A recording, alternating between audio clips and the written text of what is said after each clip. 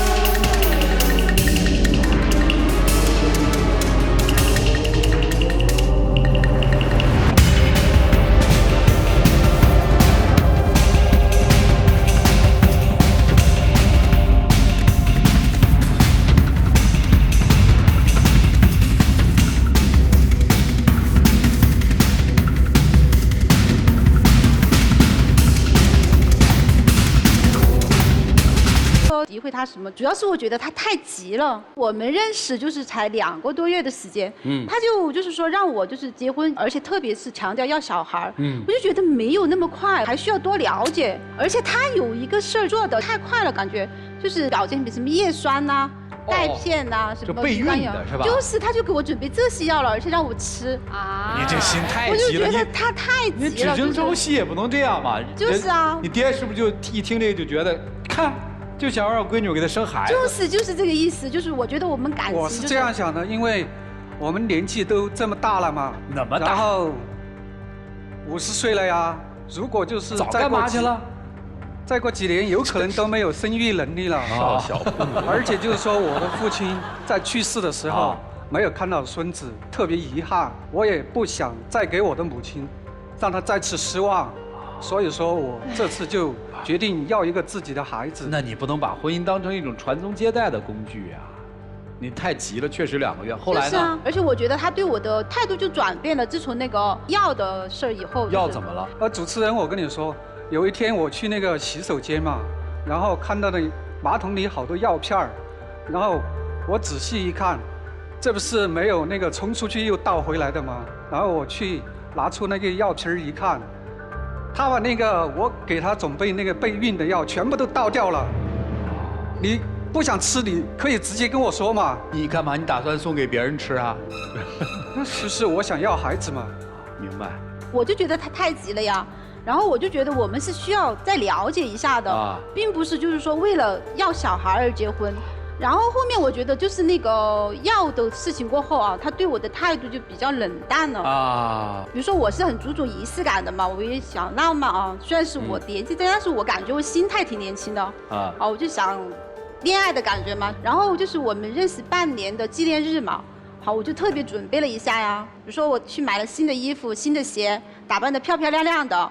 然后我平时我不太做饭的，我厨艺不好，但是我做了一顿丰盛的晚餐，我自己做的，就是为了去，就是还学习厨艺，就是为了那顿晚餐，就是我特别重视的。半年纪念嘛。就是，然后嘛，我就等他呀，他上班去了，就等他下班嘛。结果我等到10点多钟晚上了，就是他还没有回来，我就给他打电话，居然是一个女的接的。其实我就是故意来刺激他，故意给他压力的，让他有一种那个紧迫感。行，虽然他是一棵大树，但他也只是一片森林当中的一棵大树。哦呦，听懂了。然后呢？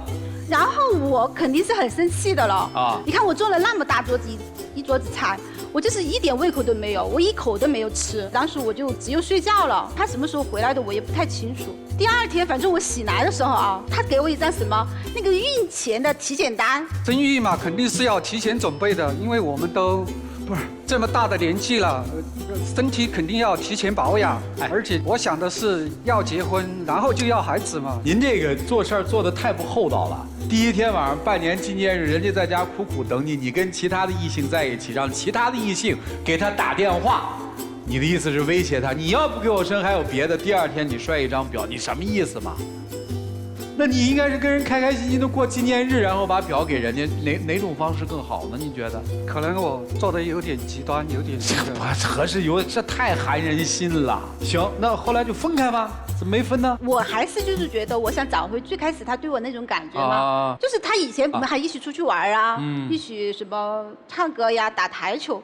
说到打台球这个事儿，就是我就在朋友圈看到他在哪里打台球，我就跟着那个位置我就去了，我去找他。我去找她过后，看见她和我闺蜜一起在打台球，我就感觉就是你和我闺蜜在一起玩，为什么不叫我去？这也是森林当中的一棵树吗？闺蜜？因为认识她之前都是她那个闺蜜介绍的嘛，她的闺蜜在认识她之前都是我的闺蜜，我们有那个相同的爱好嘛。而且就是她本身自己也不喜欢打台球。我以前也教过她，每次她去球房待了3、5分钟不到，她就要回家。你自己回家也就算了，他每次都要拽着我一起回家，让我特别难堪。所以我就不愿意带他。发展一个成你夫人。其实我感觉没有什么不良的嗜好嘛，他也不喜欢去夜店，然后最开始认识的时候感觉还挺温柔的。所以说你那些闺蜜也只能是你的闺蜜。论踏踏实实过日子，还是眼前的这位女士，是这意思吧？是的。哎呀，你是真活成人精了，你把人全分好了，人都是带功能的，是吧？那是可以陪着打桌球一起疯的，这个是踏踏实实、本本分分的，需要娶回家给你生娃，差不多吧？哎呀，你这个真是，那你喜欢他吗？喜欢啊。你爱他吗？爱。刚才你说到了，等于您父亲去世的时候没看到孙子，很遗憾。您不希望再把这个遗憾留给母亲了，是这意思吧？是。所以非常着急。那到底是要结婚还要生孩子呢？结婚以后就生孩子嘛。前提就是他要跟我结婚的话，必须跟我生孩子，要不然你不娶她，是这意思吗？差不多也是这个想法吧。反正我是这样想的主持人，就是他，其实我认识他之前，我是不想要小孩的最开始的他是对我挺好的，那时候我就想试着就是说，我们就是感情到了那一步是可以的，但是前提是要他对我好，是因为他的那个模棱两可的态度，问题是后让面现在我对他的态度有所转变。明白。现在我感觉不到他对我的爱了呀。行。然后他现在对我这样的，就感觉他对我所有的好，就是为了让我给他生一个小孩。我并不是生育的工具，而且我这个年纪了，我是高龄产妇，我要是生小孩，我是冒着生命危险的。那我肯定要觉得你对我很爱，就是说。但是最开始我跟你说的非常清楚啊，你既然跟我恋爱，肯定是要结婚、要生孩子的。他的态度就是老是模棱两可，而且就是他当面一套，背后一套。这个我们怎么理解？什么叫当面一套，背后一套？因为我给他准备的那个备孕的药，他不吃，然后让他做那个孕前检查，他不去做。但是因为你没有给我那种我现在可以生小孩那种感觉呀。要是对我很好，对我很爱，时间到了，我自然会我们会结婚生小孩。我觉得你们俩，我觉得太急了他。对，我觉得你们俩都进入到了一个逻辑圈套里了啊，就都有一些前提预设，也就是对于女生来说，我给你生孩子，我嫁给你非常不安全。现在我没有找到这个安全的归属，那种感觉，没有安全的归属，我为什么要嫁给你，给你生孩子呢？对于你来说是。你相信我吧，我一定给你个安全的归属。他这么大的岁数，经历这么多的事儿，怎么可能轻信一个人呢？对不对？人家有人的难处，但是我们也会理解您想要孩子那种迫切的心理，所以咱们才请老师们一起分析嘛，好不好？来，我们一起进入丘比特问卷。男生，我问你一个问题，在你眼里，结婚就是为了生孩子，对吗？在我这个年龄我就是这样想的。你回答我了。就是这么想啊。女生，你认为结婚不是为了生孩子？我的理解对吗？哦，对，不主要是。你们不用再解释，我知道你们肯定可以附加很多虚幻的东西。如果说我的婚姻状态，我希望在婚姻当中有一个孩子，让我的人生达到圆满，他的想法是对的，是对。他的急，因为怕。他的年龄等不起，岁月等不起，但是你还是有点操之过急了。你们两个人就是奔着结婚去，这个过程当中，你完全可以用自己对他的真心的这种爱，去融化他，去改变他的观点。你没有做这样的尝试，而是一味的在物理上的什么什么验孕啊，什么这个药物啊，什么。你让他产生更大的这样的一种逆反，这就是你的错。就像他认为结婚并不是为了生孩子，就像你认为结婚就是为了生孩子，我认为这都是值得我们尊重和理解的。就是这里面没有对错，没有好坏，没有高低。关键是你们两个持不同观点的人，恰恰成为了恋人，这是最麻烦的。那么这个当中，很显然。要么你们选择放弃这段感情，要么其中有一个人选择放弃自己的观点。如果你们两个人都不愿意放弃自己的观点，那么最简单的解决方法就是2个字：分手。我想早点解脱，对你们双方都好。对，本红兄给的一个是双方在观念上的充分认可，同时给他们的建议就是简纯、简单一些、直接一些，要不然你为了爱我，你放弃自己的一部分观点吧。我给到阮先生一个关键词就是交易，我要什么我开出了条件，你就是要生孩子的，爱都是放在生孩子之后的，你舍不得他对你的那个好，但是呢，你内心的深处你明明就是不想要孩子，这谁都看得出来。你如果想要孩子，你在年轻的时候早就要了，你拖到这个时候，你就是不想要。你已经有一个预判结果了，然后在这儿跟他扯东扯西的，人家已经开出条件了，就告诉你我就是要生孩子，你来跟我谈爱，你要找爱情，找对你好的人，你就找那个不带条件的，真的把婚姻当成婚姻的那样的男人。你要是说贪婪他的好，那你就满足人家的开出的条件。你不能两头都站着呀。来，贾老师，贾老师已经摇头了。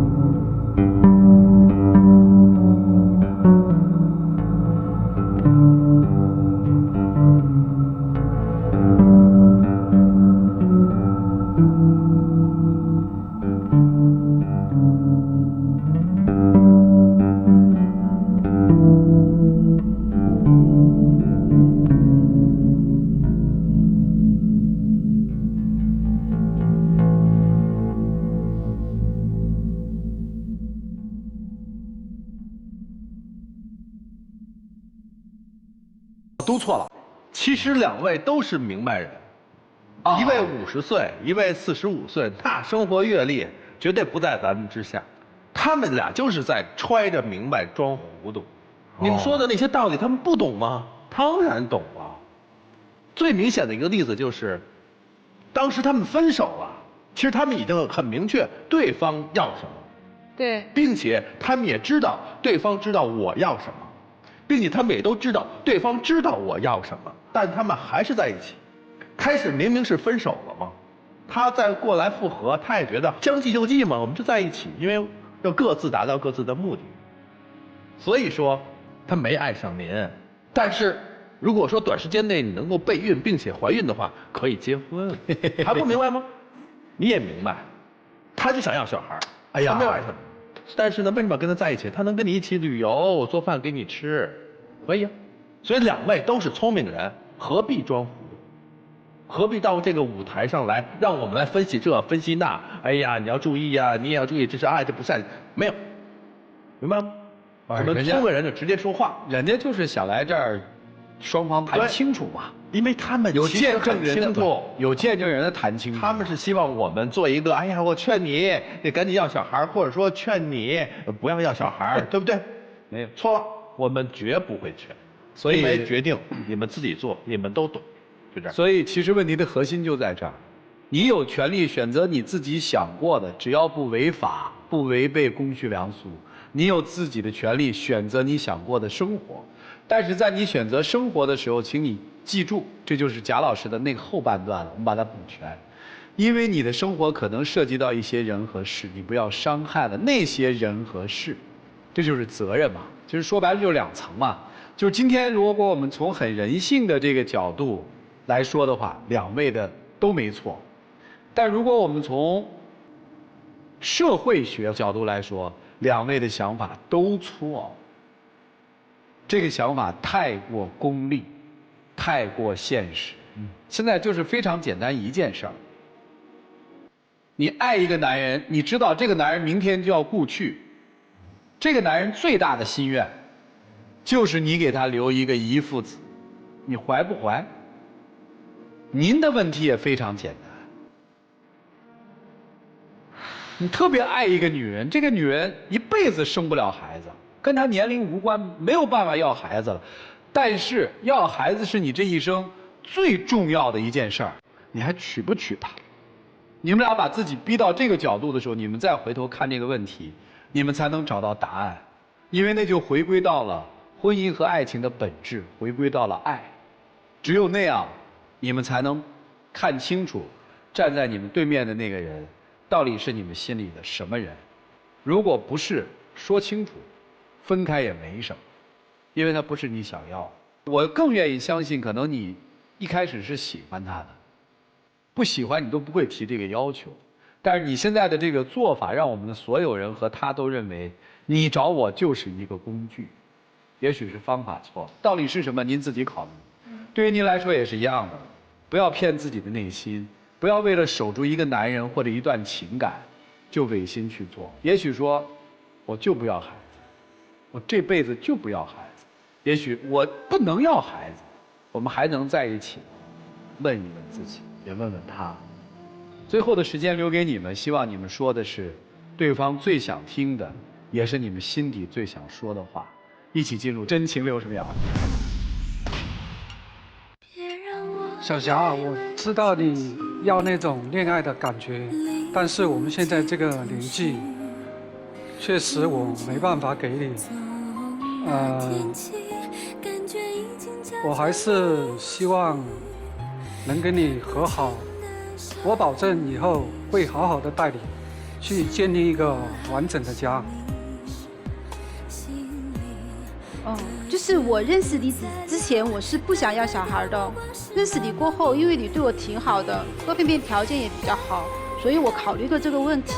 但是你现在给我的感觉，我也感觉不到你对我的好，感觉不到你对我的爱，所以这个问题我需要再想一下吧。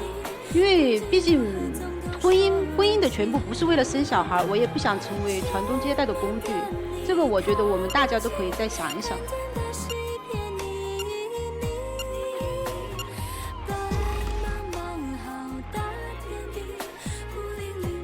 今天出来跟以往出来不一样啊！我给你一个命题，如果你决定放弃不要孩子，你的假设是他没有能力给你生孩子，你们去领养一个孩子，您就出来，对吧？当然，如果你说我们这个情感压根儿都不那个了，不出来也可以。我们前提是还想在一起，但是我们修正他的条件，您就出来，啊，您为了跟他在一起拼死了，你要给他生一个孩子，您就出来。压根儿还是觉得我不能给他生孩子，我还没有什么保障。我讲的都是无前提的啊，不要考虑对方有多爱自己，是在你有多爱对方的前提下才有这种行为。听明白了吗，两位？听明白了吗？行了，谢谢两位，请回吧。谢谢你们的分享。谢谢。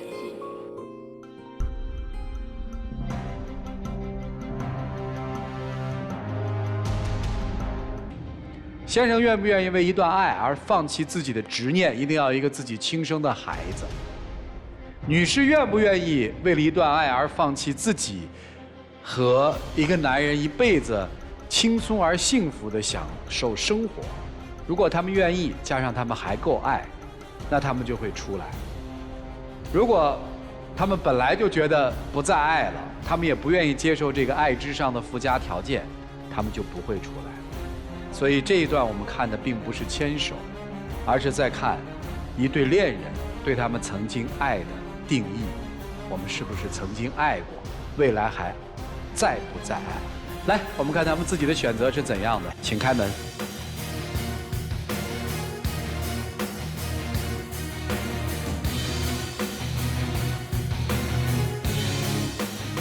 请保鲜剂。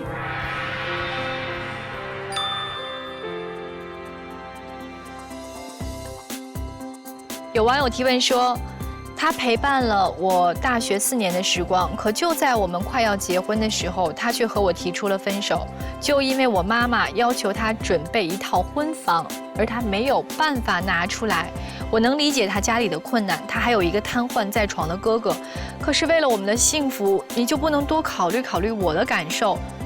我非常怀念我们大学的时光，我应该怎么做才能回到从前？恐怕从前是回不去了。